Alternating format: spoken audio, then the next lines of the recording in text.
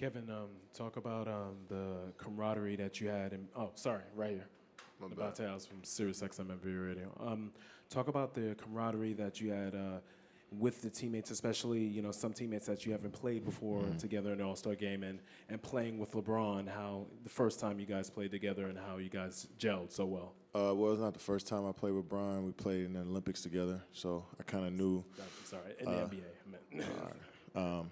But I think the camaraderie was good. I mean, the game of basketball kind of dictates that. Our coaches did a good job of, sending a message yesterday in practice on how we wanted to play. We wanted to kind of change the narrative of the All-Star game being a joke, and today we wanted to make it a real basketball game. So, when a coach draws up a play in the huddle, we can't go out there and not run it right. And when he says switch on defense or give us different pick and roll coverages, we have to do it. So everybody just falls in line when the game tells you to. So when it comes to not playing with guys or playing against guys that you, like Kyrie said before, interconference rivals or whatever, it just goes out the window because the game is more important than that stuff. Mark over here.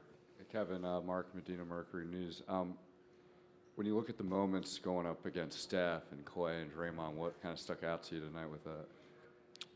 Everybody just played hard. It's just it's a lot of respect on that court. Grew up with some of these guys. You're playing Team USA. You just, you compete against them in playoffs. So it was just an amazing amount of respect for everybody. So, Draymond played hard against me. Clay, Steph the same. So, it's all love when we're off the court, but when we step in between the lines, you just want to play. You want to get better. You want to feel like you did something right out there. So, personal relationships and all that stuff goes out the window. All the way in the back, KD, Marcus. Marcus Thompson with The Athletic.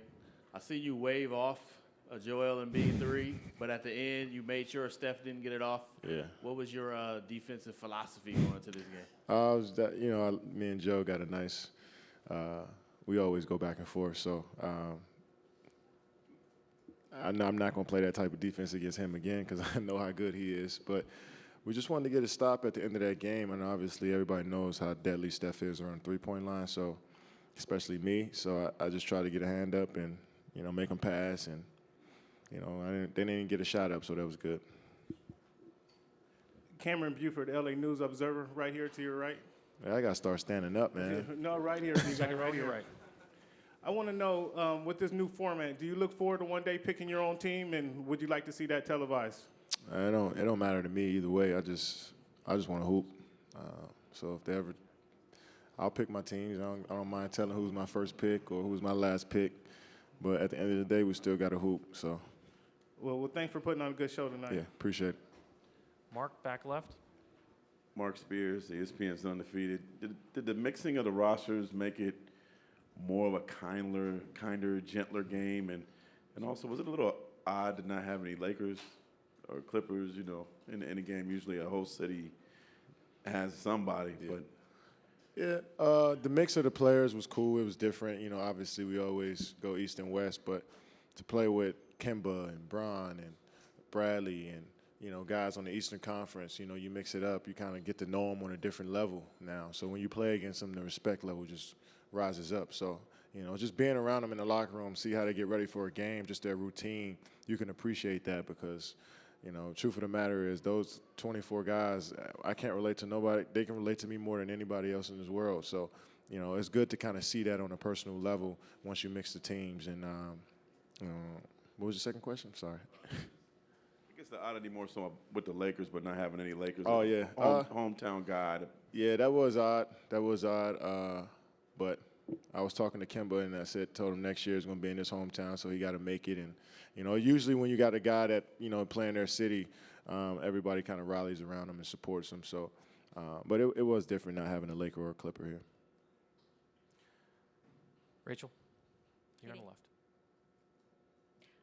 Want to know whether a photo of you guarding Steph on that final possession is going to get blown up around the Warriors practice facility anywhere? Oh, yeah. For sure. That was great defense by myself. I'm like, pat myself on the back.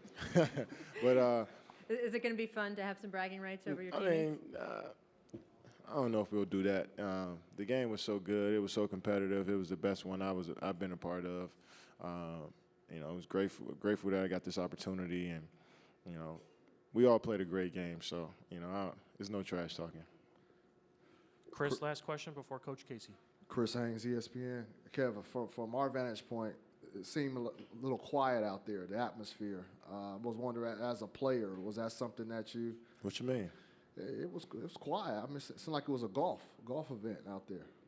I don't know. I don't know where you were sitting. Huh? Well, you probably was sitting high up, but we was a lot of. I don't know where your seats was. You got to talk to ESPN about that one. But I mean, it was a lot of guys were talking out coverages. Oh, see, I was talking about the fans. And that was quiet. Oh, not you guys. Oh, yeah, you got to phrase that better, bro. I don't know. We was locked in, to be honest. I didn't really notice it. We were locked in, but I thought towards the end of the game, the crowd got into it, and you seen the excitement around the on court side, and I'm sure up in the stands they were on pins and needles to see who was going to win that game. And when Bron made the layup, it went the crowd went crazy. So people tend to focus more in the fourth quarter anyway. The first 3 quarters, they don't mind getting up, getting a hot dog, and coming back and checking the score. But in the fourth, everybody was in their seats waiting. So usually that's always winning time.